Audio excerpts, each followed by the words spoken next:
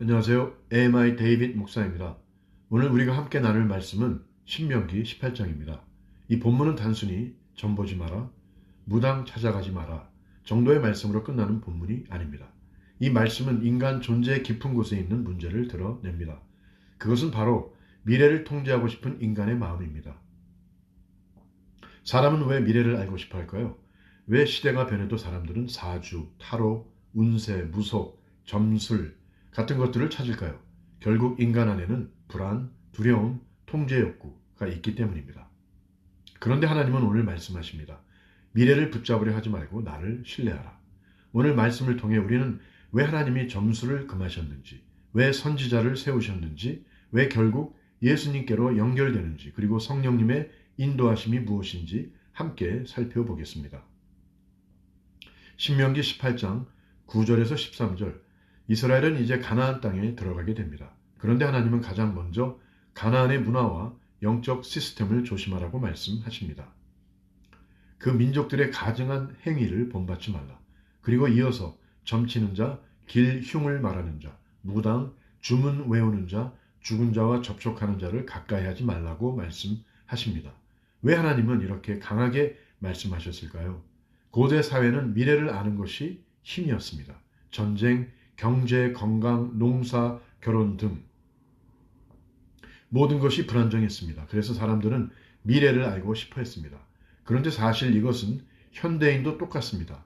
오늘날 과학이 발전했어도 사람의 불안은 사라지지 않았습니다. 그래서 사람들은 여전히 사주를 보고 타로를 보고 운세를 보고 무속인을 찾습니다.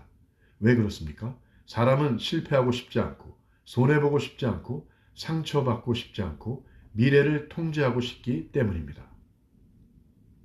그래서 인간은 하나님보다 확실한 정보를 붙잡고 싶어 합니다. 하지만 하나님은 말씀하십니다. 미래 정보보다 나를 신뢰하라. 이것이 본문의 핵심입니다. 신명기 18장 12절 본문은 아주 강하게 말합니다. 이런 일을 행하는 자를 여호와께서 가증히 여기신다. 왜 이렇게까지 말씀하실까요? 왜냐하면 이것은 단순 호기심의 문제가 아니기 때문입니다. 그 중심에는 하나님 없이 살고 싶은 마음이 숨어있기 때문입니다. 점술의 본질은 단순 미래 예측이 아닙니다. 본질적으로는 하나님보다 다른 것을 더 의지하겠다는 것입니다. 사람은 불안할수록 하나님보다 눈에 보이는 확실함을 붙잡고 싶어 합니다. 그러나 하나님은 말씀하십니다. 너희는 내 앞에서 완전하라. 이 말은 완벽하라는 뜻이 아닙니다. 의지의 방향에 관한 말씀입니다. 즉, 두려움에 끌려가지 말고 세상의 방식에 의지하지 말고 미래 정보에 중독되지 말고 하나님을 신뢰하라는 것입니다. 신명기 18장 15절에서 19절 이스라엘은 시내산에서 하나님의 음성을 직접 들었습니다. 그 거룩하신 음성 앞에서 백성들은 두려워 떨었습니다. 그래서 하나님은 말씀하십니다. 내가 너희 가운데 선지자를 세우리라. 여기서 중요한 것은 성경의 선지자는 단순 미래 예언가가 아니라는 것입니다. 현대에는 선지자를 미래를 맞추는 사람, 초능력자 또는 신비한 사람 이렇게 생각합니다.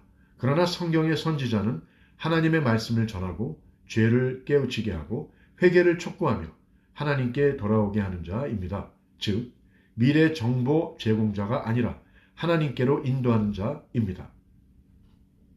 하나님은 인간의 호기심을 만족시키기 위해서 선지자를 세운 것이 아닙니다. 하나님과의 관계를 회복시키기 위해 세우셨습니다. 신명기 18장에서 하나님은 말씀하십니다.